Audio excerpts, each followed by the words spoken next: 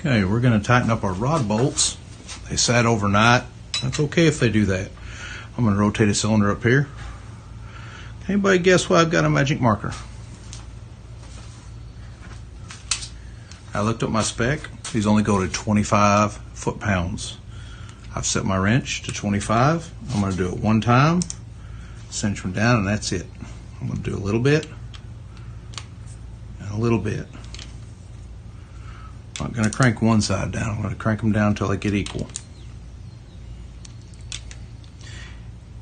There's 25.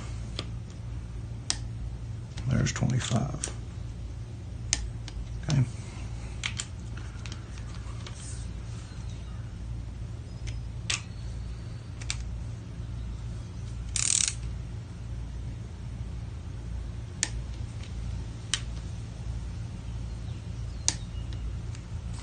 Now,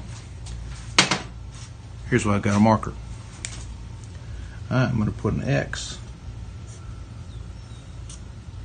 So when I get all done, did I do them or didn't I? Yeah, they're done. I checked them off. It's time to put on an oil pump. I've got what I like, my favorite. It's a milling, standard volume, standard pressure. You have a 68 pump. This is a standard motor. I do have a high capacity oil pan, but I am not going to put in a high volume oil pump. I don't believe in them anymore. A lot of people are starting not to. They're only good under certain applications. Now, here's the standard Ford 302, 50, 289 oil pump shaft. I've seen these twist like a candy cane before.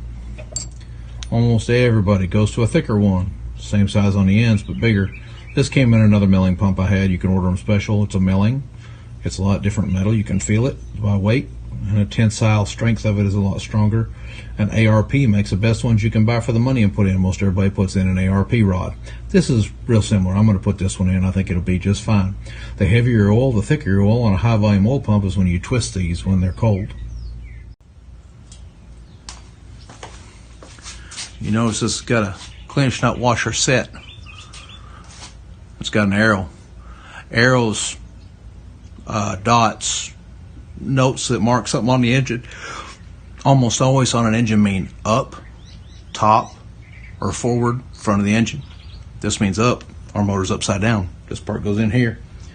That little washer holds that rod right there so it doesn't fall all the way through. And likewise, when you pull your distributor out on the other side where it connects, it doesn't pull it out and drop it down the oil pan on you. You have to take your motor apart and put in a new shaft. Got my gasket, my 2 bolts. I'm going to set them on here, and I'm going to put this shaft up under here and put it together in one piece. Okay, it's set in place. I'm going to finger tighten it. Make sure this sits in the right place and happy. After I get these turned down, I'm going to come under here and I'm going to turn the engine over, and I'm going to make sure that this crank throw clears the pump, that nothing hits or rubs, there's no interference. Anywhere inside an engine you have to have, as a rule of thumb, at least 60 thousandths of an inch clearance. You can use a feeler gauge in different places if you have to grind or move a little bit of metal or do something. When you go to high performance parts, sometimes you have to do that.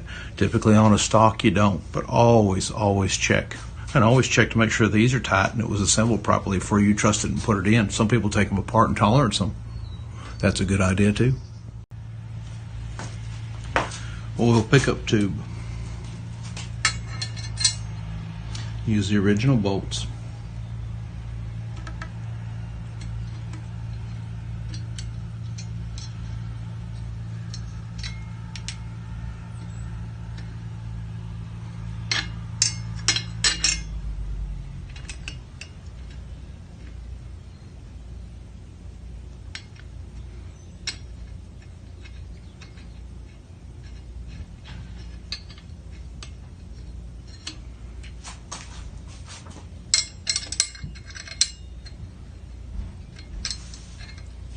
I'm seeing that I'm having a problem down here with clearancing where this bracket holds on. I'm going to stop and see if I can figure that out. Okay, I've taken a crescent wrench and I put it on here and I twisted this just a little bit this way and this part here a little bit this way till that went on. But what I wanted was for these two bolts here to go in easy by finger almost all the way down. I didn't want to pry and cross thread. And look underneath here. We had a secondary problem. This is a welded up tube, and you can see under there, there is no room for a socket to go on or a wrench. So rather than fight with an open end and not be able to get where I needed to be, there wasn't much room for that either. I'll tell you what I did. I went to my toolbox and I went to my grinder and I took a wrench that I did not have to have. No, it's not a Mac or a Craftsman. It's something else, but it's a good steel wrench, and I made me a thin wrench. I've got one made to put on exhaust headers too. We put on our header pipes. I'll be using that one in a 3/8, but I clearanced it. Now I could have sent this tube back. This tube is well enough made, but you know, stuff that's welded has to flex and give when they weld it, and sometimes that's just part of what we're fighting with. It's also got a bigger tube on it than a standard one, so I'm going to work with what I got and make it happen, Captain.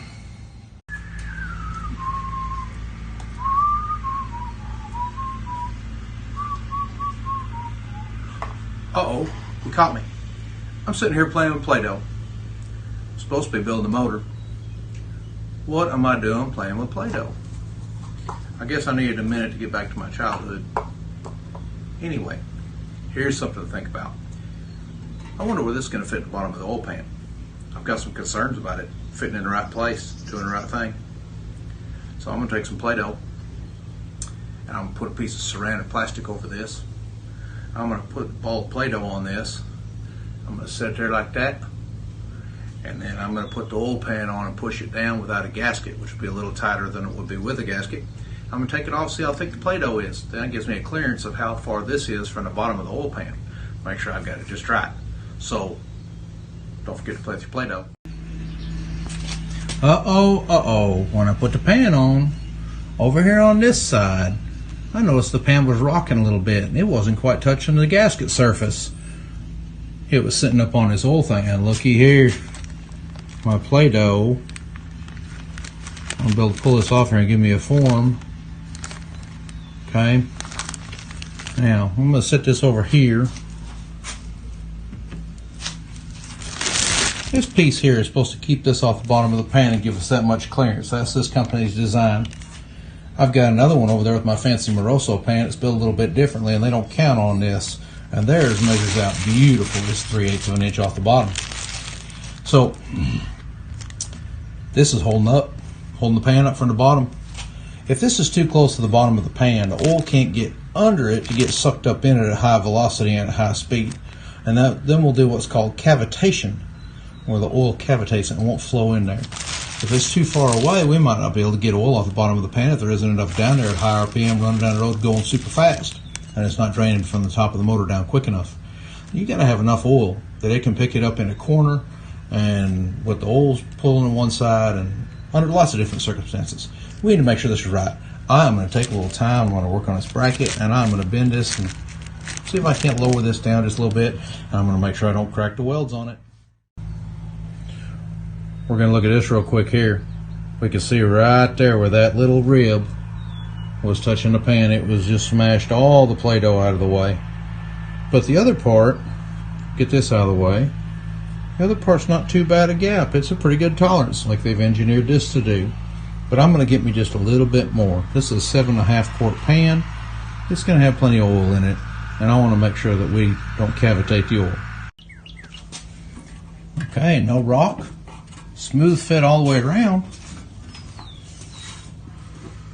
I'm going to pull it apart, see how my Play-Doh is. I did quite a bit of modification. Maybe I did too much. Okay, we are thicker than I want to be. I need to go somewhere in the middle of those two. That's not where I want to be. What I did, I was able to get it here, and I can give it back. I also got to make sure this side doesn't rub something inside the pan, because when I pull this down, it moves it back. I'm going to go ahead and bring this back up a little bit, see if I can't find a happy medium. Okay, I readjusted. I redid my Play-Doh, and I did a cross section of it. Cut it with a razor knife when I took it out. And I'm looking at there. There is where that stopper supposed to sit close to the bottom of the pan and keep it off the pan if it has to. Or still up off the bottom of the pan. And looks like we got a nice little gap there. And we might call that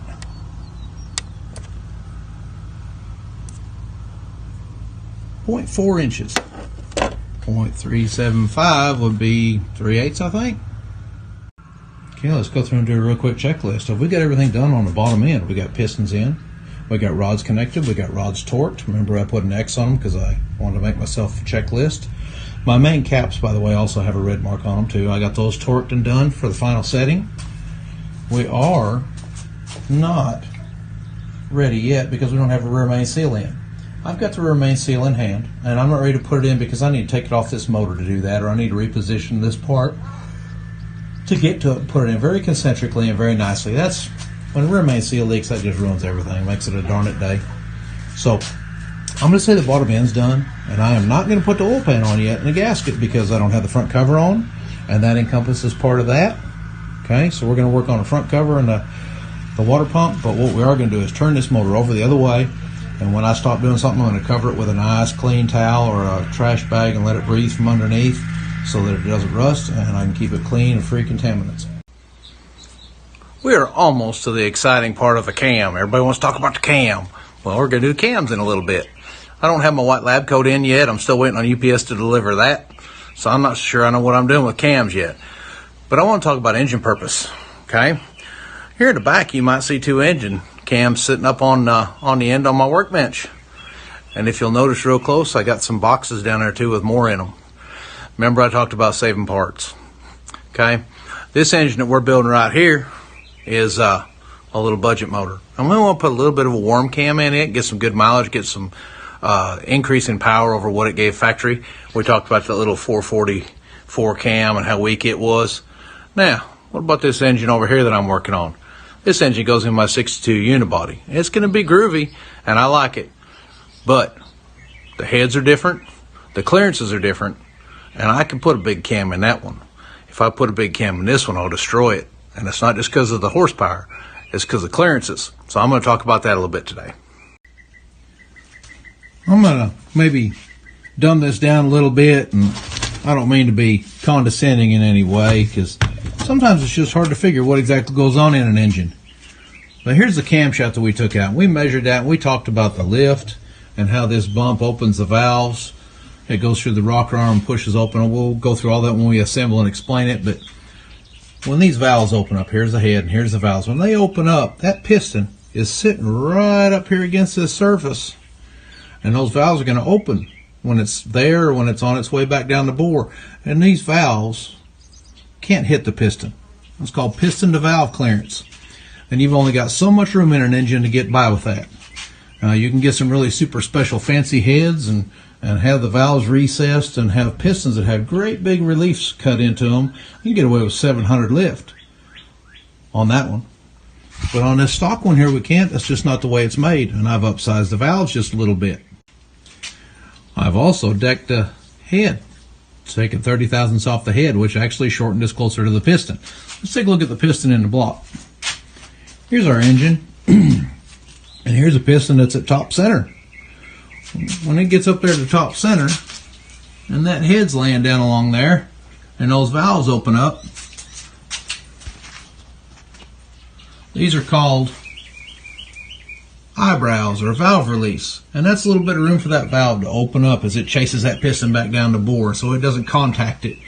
These are different on all pistons. You'll have some that got great big ones, some that have other ones, some that have 4 for balance. These are unused unless you put the piston on the other side of the block.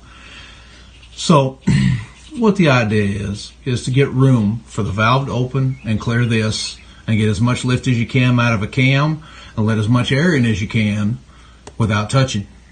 That's called piston to valve clearance.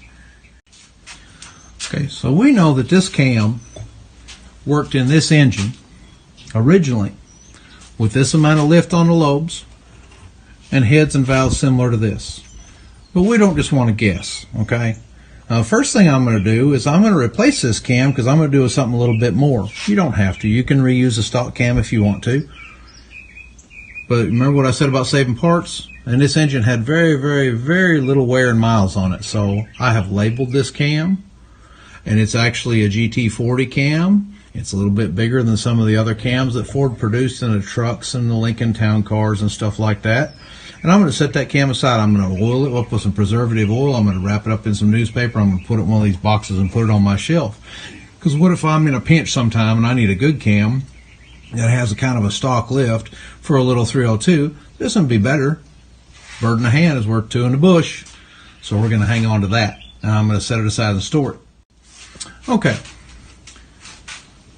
That engine over there, I bought those heads used from a guy. And when I did, he says, "Do you want this other stuff too?" And he threw in a camshaft. Wasn't the camshaft I used in that one. This is the camshaft he threw in.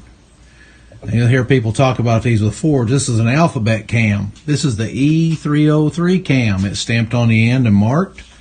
And I looked up all the numbers on it, and I checked it with a set of calipers.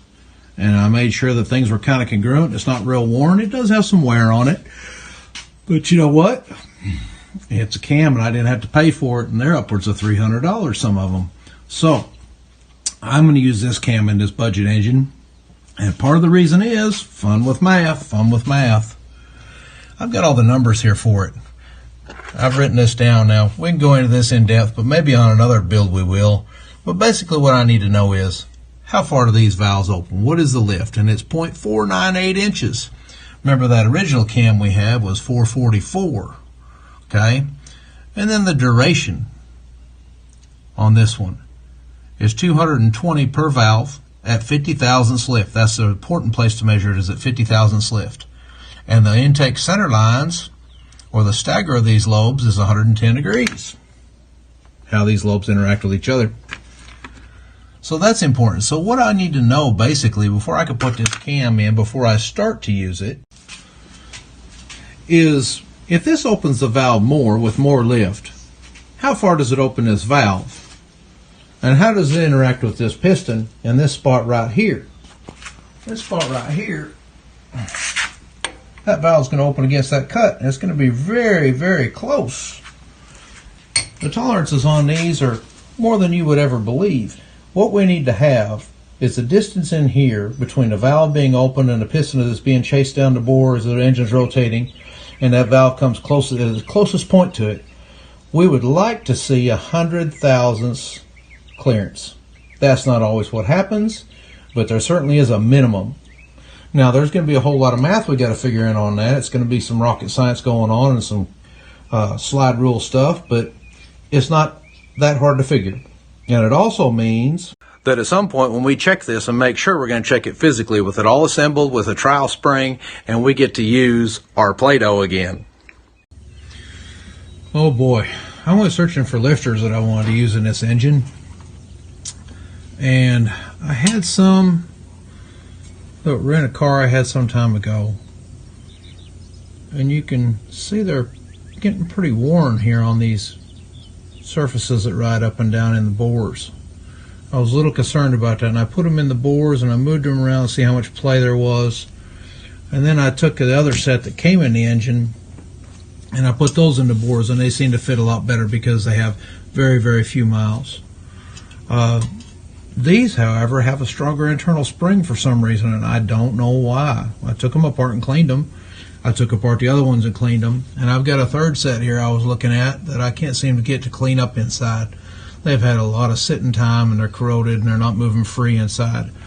Anytime you do a motor like this, you should take these apart. You take this little clip out here and make sure it doesn't fly across the shop, or you'll have to go find another junk lifter and get a little clip out of it and rob one, which I did here today. I lost one. But anyway, take them apart one at a time. Do not mix and match the parts in them. They're all home to themselves. Take that clip out, this plunger will come out, There's another piece down inside that comes out that has a spring on the bottom. And clean it all with brake cleaner, WD-40, diesel fuel, whatever you got to do to get it spotlessly clean. Absolutely no burrs, absolutely no contaminants inside or particulates. I always like using that word. It makes me feel like I'm on CSI. No particulates inside, or they will jam up inside and they won't move. There's a little piston that's got to go up and down in there and move them and make an oil pressure action inside to pump them up. After you get that done, I have already slid the cam in. Of course, we saw how I took the cam out before. I put the cam in very, very carefully, and I pre-lubed it with that bearing lube that I had. And I used this extra bolt here to balance it. And I held it with two hands, and I got it past one bearing and then through the next one and then through the next one, all the way into the last one. And on a Ford, they're staged. This is the biggest one, and they go down a little bit in size all the way through to the last one, the smallest. So you're going to float until you get to the back, and then they all sit in tight in their bearing. And then you want to turn it, make sure everything turns free and it all rotates good. Sometimes this front one you get in a little bit crooked, and when you get that last one engaged, it wants to turn just a little bit rough. You got to make sure that this front bearing is in smooth. After I clean my lifters internally, and I can't stress enough how important it is, if you have the time, take those lifters apart and clean them. I soaked them all in 30 weight oil, the oil that I'm going to run in this engine to break it in. After I soaked them in that oil, I placed them in the bores, and I installed these little dog bones on to keep them straight. They keep that roller lined up on the cam so it won't rotate on you and it doesn't turn. Next thing I need to do is put in the piece that holds these down. It's called a spider. And here it is right here. It goes in like this. There's two bolts, and these bolts go into those threads right up under there, and it holds it down. And all it is just a little spring tension that holds these down right here. These are labeled up, and I always put the up to the front of the engine. I'm going to bolt this down, and I'm going to make sure that these are either Loctited or to a torque that I trust. There's a washer on them.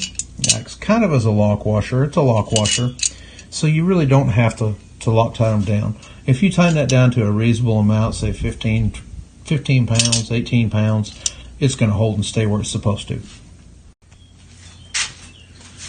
I've got my cam installed, my lifters, my dog bone secured. I installed my timing set. Now, timing sets are kind of different. This one here has a whole bunch of notches on it where I can advance or retard the cam in relationship to what everything else is going on. For right now, I set the cam and the crank gear up in relationship to each other at 0. Dead center 0.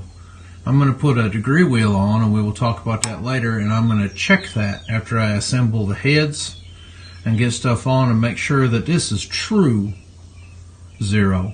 Sometimes you'll have the marks off a degree one way or a degree the other way to actually get it to run 0 because of tolerances and variances in the motor and the bearings, and it's hard to say really exactly why sometimes, but sometimes you might have the gears here reading 1 or 2 degrees advanced or retarded just to get actual true 0 on your cam in relationship to the piston and where it's at in the bore, top dead center.